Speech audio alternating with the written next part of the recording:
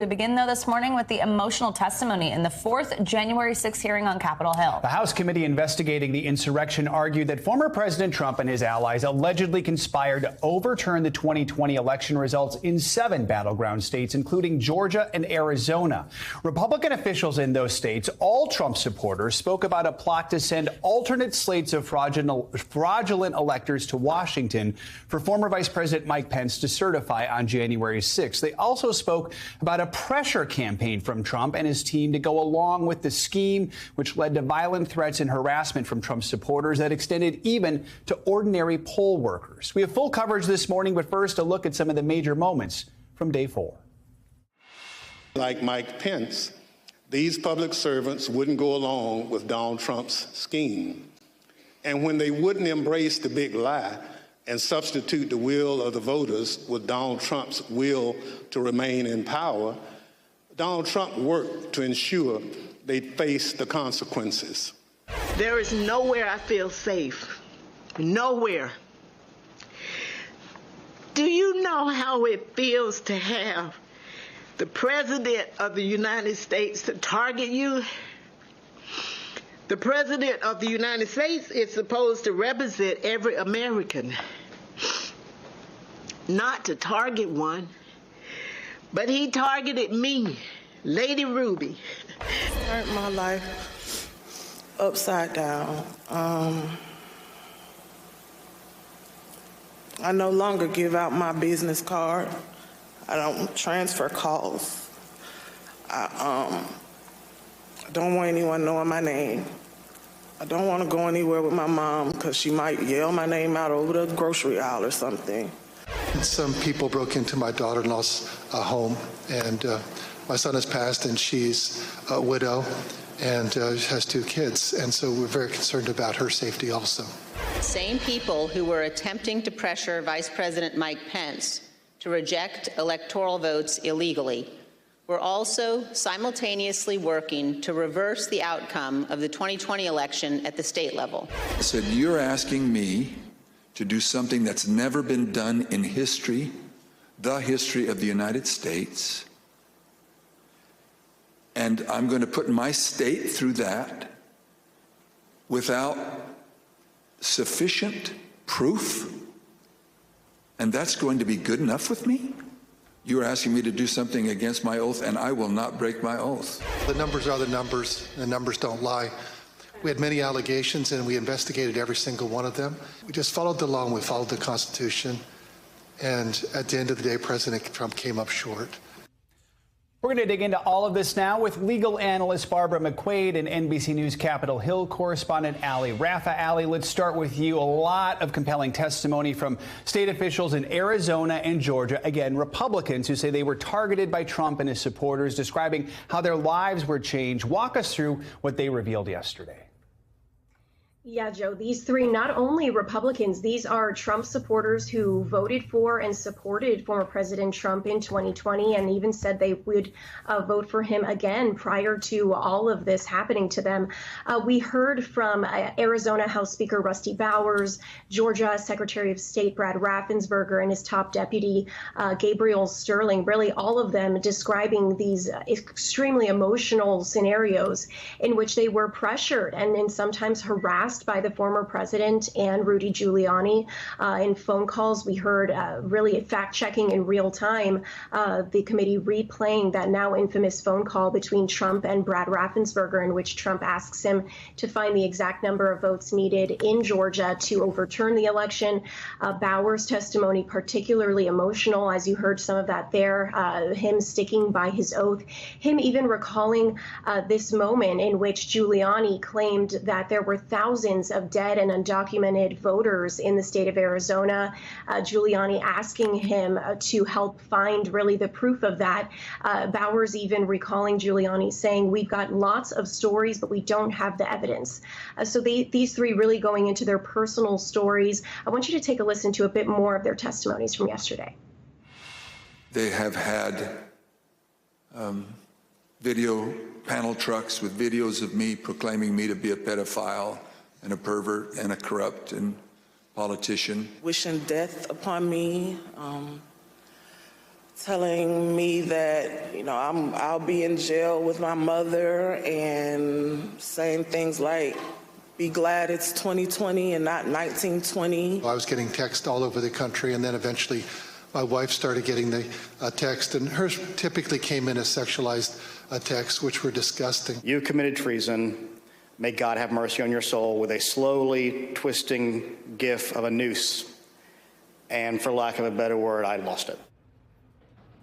Some of them even saying that their decision to stick by their oaths and not help Trump in his effort to overturn the election, they say that that decision still affects them today. They're still feeling the repercussions of that today. Allie, let's talk more about one of the people who we just heard from there. That's Georgia elections worker Shay Moss. She gave some testimony that we heard about how her life has essentially been taken away from her, she says. What else can you tell us about her story and what some other election workers in Georgia say they went through?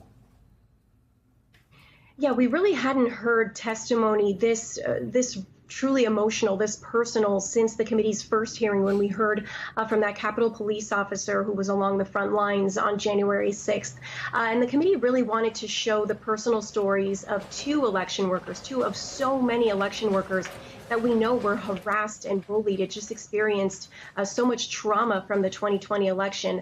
We heard, as you mentioned, from Shay Moss and her mother, Ruby Freeman, who were now in this now infamous video that was the committee revealed yesterday, in which they're shown in the Fulton County election really being accused of tampering with boxes under tables, exchanging a USB drive, according to Rudy Giuliani. Shay Moss later saying in that hearing yesterday that she and her mother were exchanging ginger mints. And so these two talked about really the experience of being the target of a pressure campaign by Trump and Giuliani for months. Shay Mitchell's mother actually saying that according to the FBI, the recommendation of the FBI, she had to leave her house for a total of 2 months between election and inauguration day because of just constant threats to her life and her safety.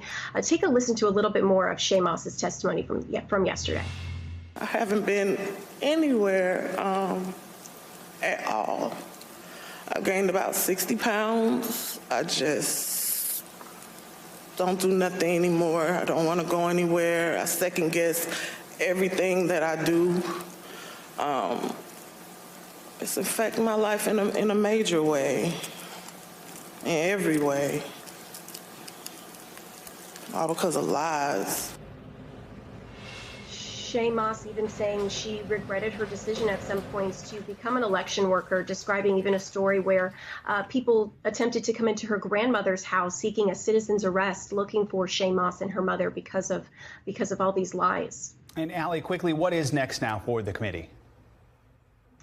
So the next committee hearing is expected on Thursday, and this will be the theme of the Trump pressure campaign on Justice Department officials. This was a hearing originally scheduled for next week. It was postponed until now Thursday. And so beyond what we know will be some testimonies by former DOJ officials, the committee still hasn't revealed a lot more information to what to expect on Thursday, Joe. Allie Raffa, thank you so much. Let's now bring in NBC News legal analyst Barbara McQuade. She's a former U.S. attorney and law professor at University of Michigan Law School. Barbara, good morning. Always great to have you with us. So we once again heard clips from that infamous call from then-President Trump to Brad Raffensperger, the Secretary of State overseeing the 2020 election in Georgia. First, let's play some of that, and we'll talk on the other side. So, look, all I want to do is this. I just want to find 11,780 votes, which is one more than we have, because we won the state. Why wouldn't you want to find the right answer, Brad, instead of keep saying that the numbers are right? So look, can you get together tomorrow? And Brad, we just want the truth. It's simple. And the real truth is I won by 400,000 votes, at least. So what are we going to do here, folks? I only need 11,000 votes. Fellas, I need 11,000 votes. Give me a break. Now, for his part, the former president has said he did nothing wrong, describing it as, quote, perfect. But, Barbara, as a prosecutor, what are you hearing in an exchange like that, especially considering the fact that there is this separate criminal investigation Trump is facing over election interference in Georgia? What do you think when you hear that? I think that I'm hearing the half of a crime referred to as actus reus. He is trying to intimidate the Georgia election officials into finding him votes that don't exist, fabricating votes. They have assured him again and again that they've counted the votes, they've carefully checked, and the votes just don't support his theory, and yet he persists in that. The piece of it, of course, that is also important to a criminal prosecution is the other piece, not just the actus reus, but the part that's called the mens rea, and that is the guilty mind that must accompany it. It sounds pretty good from what we hear here, this despite hearing that he lost, continuing to persist. But I think you have to look at some other evidence surrounding it, which we've already heard in some of the other hearings, which is that many people by this time had already told Donald Trump that there was, in the words of Mark Meadows, no there there. In the words of William Barr, that it was BS. In the words of Chris Krebs, that this was the most secure election ever.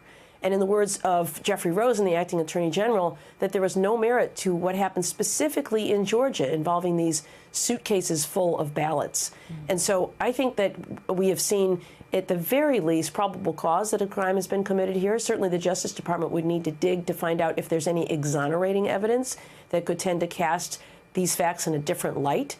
But to me, it seems very clear that this is an effort to defraud the United States out of the free and fair transition of presidential power.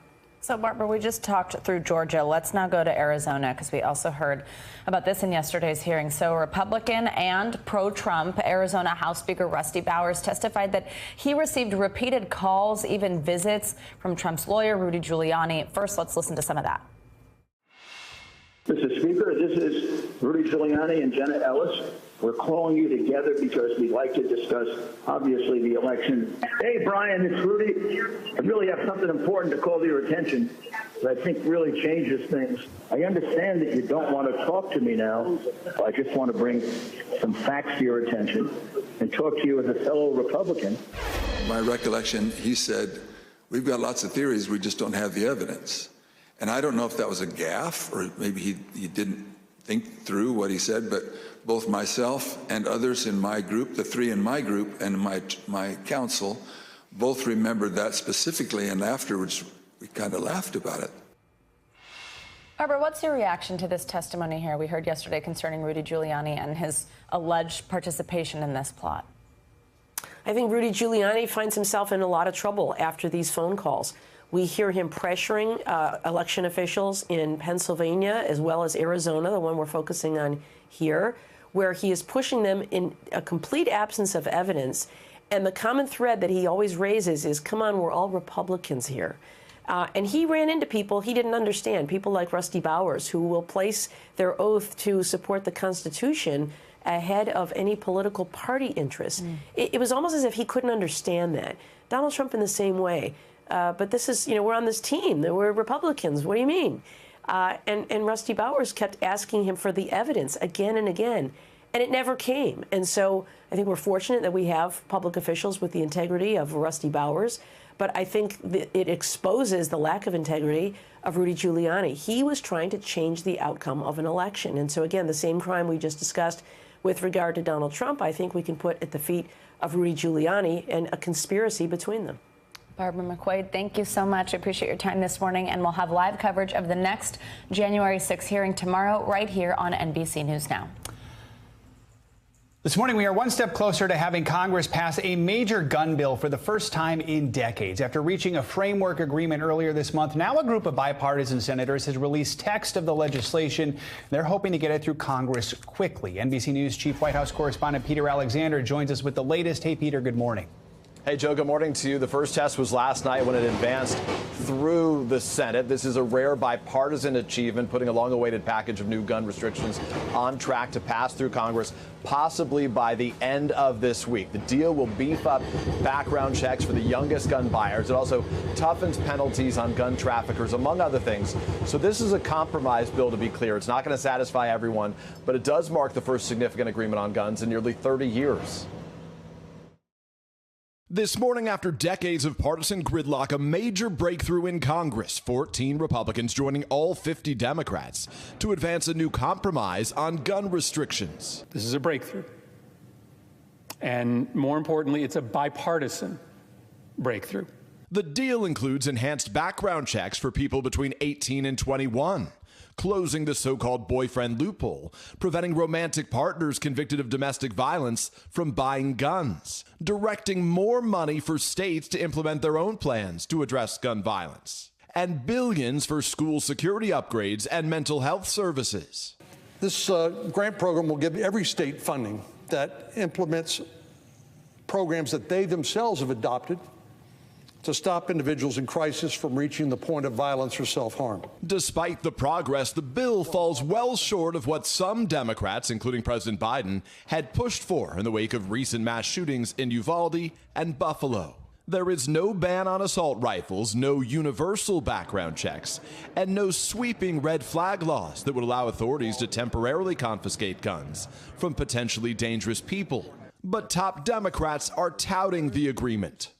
Congress is back on the path to take meaningful action to address gun violence. And Senate Minority Leader Mitch McConnell calls the deal a common-sense package of popular steps that will help make these horrifying incidents less likely, while fully upholding the Second Amendment. The NRA quick with its opposition last night, saying in a statement this legislation can be abused to restrict lawful gun purchases and infringe upon rights of law-abiding Americans.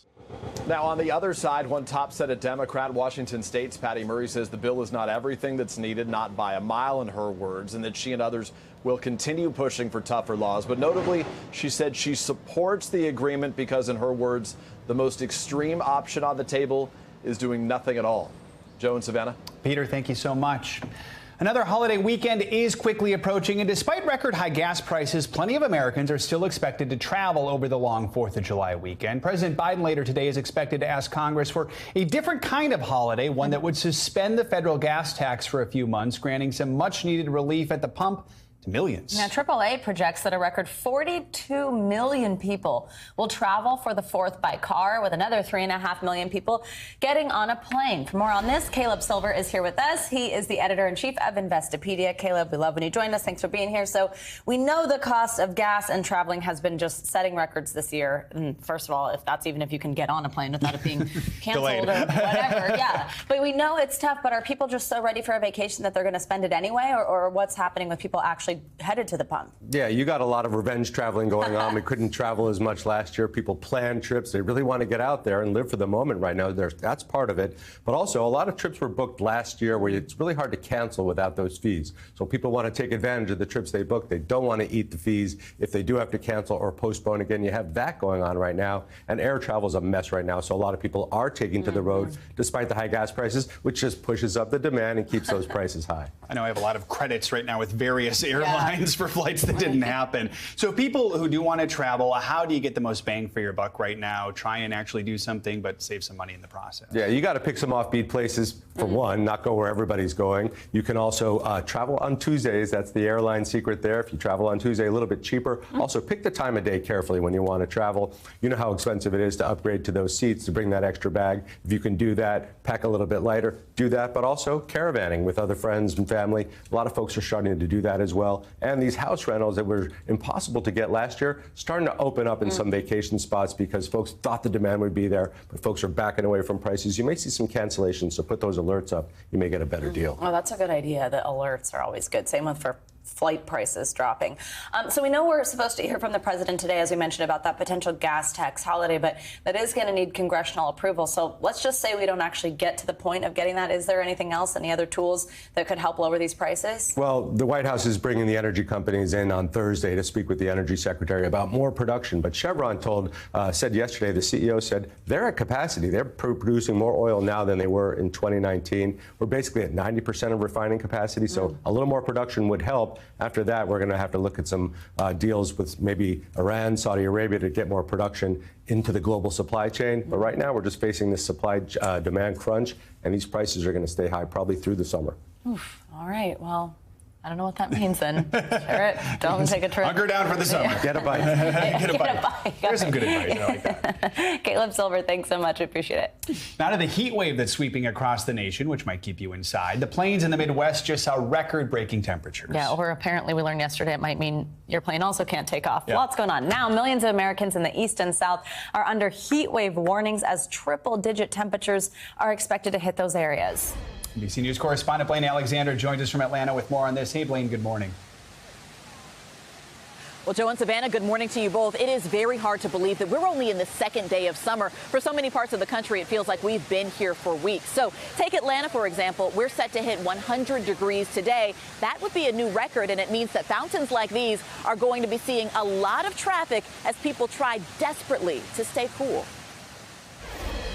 Definitely going to feel that heat and humidity. It's a burning question across much of the country this morning. How hot will it get? Make sure you spend much of your time inside. Just do everything you can to keep cool. Much of the Midwest melting under record highs. 95 degrees in Detroit and a sweltering 99 recorded in Chicago. I've just been staying inside. I've cranked my AC, so that's about it. It's definitely super hot and a little sticky out. It's all part of a massive heat dome blanketing the country and shattering records. Now that summer heat wave is heading east, and the heat indexes in some places could hit as high as 115 degrees. It means extra vigilance outside, especially for parents who dare to hit the playground. He isn't able to realize he's too hot or dehydrated before it happens, so I feel like I have to be watching out for the signs. And guys, you heard that mother there talk about watching out for the signs. That goes for adults too. So if you do have to stay outside in the heat for prolonged periods of time, it's important to watch for signs of heat exhaustion. That includes dizziness. If you're feeling like you have a headache, or if you're sweating profusely, or if you're just kind of tired or lethargic, experts say that you should go inside, cool down, try and take off some extra layers of clothing. But guys, your best bet when we're talking about temperatures this high, just stay inside where it's cool if you possibly can. Back Blaine, to you. Thank you so much, and kudos to you for not just jumping into that fountain. Yeah, thanks, Blaine. Holding back. Let's now get a check on your morning news now weather, see what's going on. Michelle Grossman is with us. She does not have a fountain behind her to jump into. Is there one? No, don't say any. Yeah, she looks so pretty against that fountain, though. And you're going to need to be near water today. If you don't have air conditioning, not all of us do, maybe get into a store, a movie theater, the shade if you're outside. You just don't want to spend too much time outdoors. It's not just the heat, it's the humidity as well. So once you factor that in, Blaine kind of mentioned this in her story here, it feels like 115 in some spots. So this is what we're looking at today. 20 million people impacted from the Northeast or the Ohio Valley down to the South. The Southeast really seeing those temperatures soar as we head throughout today. And also tomorrow, we could break records that are 90 years old. So taking a look at the dangerous heat once again in the South Central states, the Southeast, Nashville even, we're looking at 100 degrees. You factor in the humidity, it's going to feel like 103. Same story in Tallahassee, 101. The heat index of 103. Atlanta, 100 degrees, 96 in Raleigh, 98 in Little Rock. You get the idea. We're looking at temperatures in the upper 90s, over 100 degrees in some spots. As daytime highs, once you factor in that humidity, that's where we're feeling like 115 in spots. So tomorrow we're looking at temperatures over 100 degrees in Tyler, Texas. It'll feel like 104. But look at Jacksonville. It's going to feel like 108 as we head throughout tomorrow, 107 in Pensacola. So that's where it's really taxing on your body. You want to take those tips that Blaine just told us. Stay indoors if you can. Drink lots of water. Check on your neighbors who maybe may not be aware of this heat, the elderly neighbors. And then as we go throughout the weekend here, we're looking at these temperatures. A little bit of relief for some, but really the heat staying in place. Memphis 102 on Saturday, Sunday 101. Jackson into the upper 90s near 100 degrees. We have all this heat and humidity. That's fuel for storms, and we have a cold front that's going to be the trigger for storms, and that's what we're looking at throughout the Northeast today, the Ohio Valley, the Mid-Atlantic. I'll show you that in just a minute.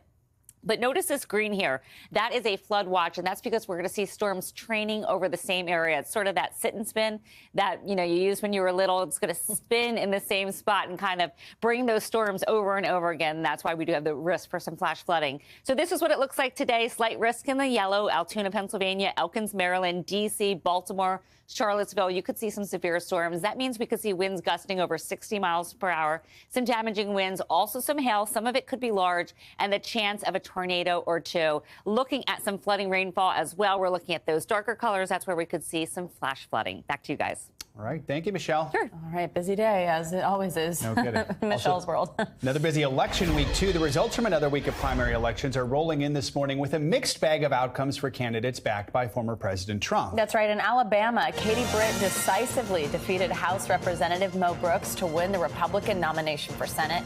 Britt, who was the former chief of staff to retiring Senator Richard Shelby, had won Trump's endorsement earlier this month. She'll now face off against Democratic candidate Will Boyd in the general election this fall. It was a different story in Georgia for Trump-backed candidates running for House seats. In the race for the GOP nomination in the state's 10th congressional district, Mike Collins defeated former state representative Vernon Jones, who's earned Trump's endorsement in the race. And in the 2nd congressional district there, Chris West edged out Jeremy Hunt in the GOP primary. West was able to win the race despite Hunt's backing from a number of high-profile Republicans. Thanks for watching our YouTube channel. Follow today's top stories and breaking news by downloading the NBC News app.